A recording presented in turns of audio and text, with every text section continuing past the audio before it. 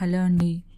ఈరోజు నేను మీకు ఇంట్లో ఈజీగా గవ్వలు ఎలా చేసుకోవాలో చూపిస్తాను. దానికి నేను 2 కప్పులు మైదా తీసుకున్నాను. సేమ్ అదే కప్పుతో 1 కప్ గోధుమ పిండి తీసుకున్నాను.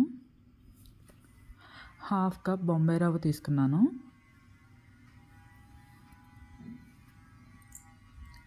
కొంచెం సాల్ట్ తీసుకున్నాను.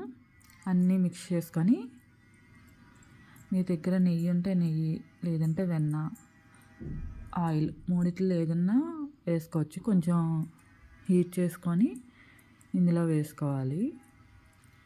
ఒక 4-5 స్పూన్స్ వేసుకోవాలి. వేసుకొని ఉండ చుడితే గట్టిగా అవుతుందో లేదో చూసుకోవాలి. అలా అయితే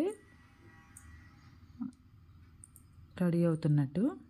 తర్వాత ఒకసారి మొత్తం మిక్స్ చేసుకొని మళ్ళీ కొంచెం కొంచెం వాటర్ వేసుకొని చపాతీ పిండిలా కలుపుకోవాలి.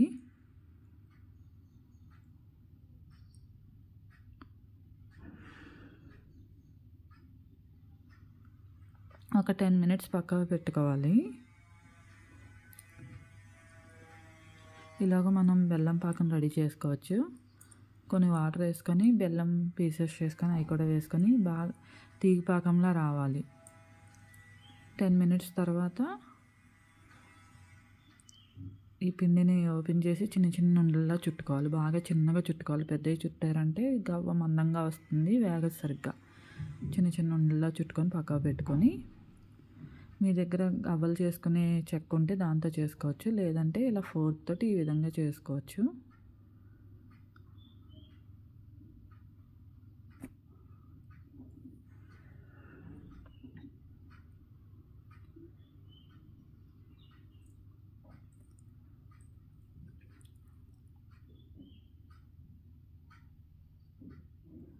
ఇలా ఈ విధంగా చేసుకుంటూ స్టవ్ మీద పెనం పెట్టుకొని ఆయిల్ హీట్ చేసుకోవాలి. ఫస్ట్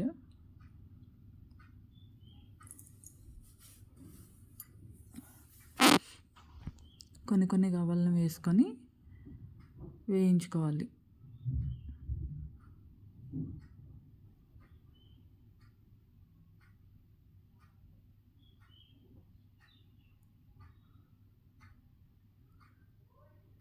చిన్న ఫ్లేమ్ మీద వేయించుకోవాలి. అన్నీ కూడా పెద్ద ఫ్లేమ్ మీద వేయించారు అంటే అవి మాడిపోతాయి.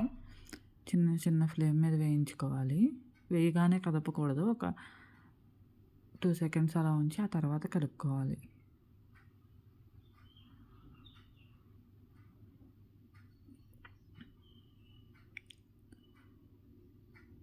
ఈ కలర్ కొంచెం ఇలా బ్రౌన్ కలర్ వచ్చిన తర్వాత అన్నీ తీసేసుకోవాలి.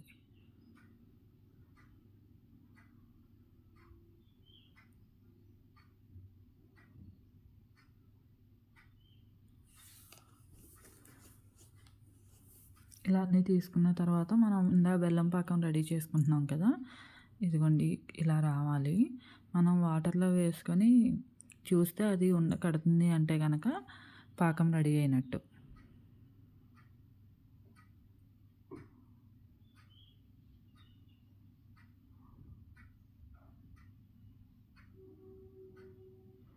ఇదిగోండి ఈ విధంగా ఉండ కడుతుంది అంటే కనుక పాకం రెడీ అయినట్టు. ఈ రెడీ చేసుకున్న గవ్వలన్నీ ఆ పాకంలో వేసుకొని ఒకసారి కలుపుకొని పక్కకు పెట్టుకోవడమే.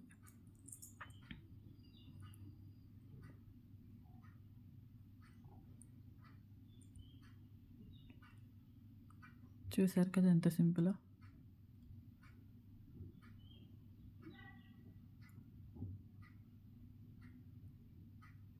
ఇందులో మీకు కావాలంటే పిండి కలుపుకునేటప్పుడు కారంగా కావాలంటే కారం కూడా వేసుకొని చేసుకోవచ్చు. Thank you.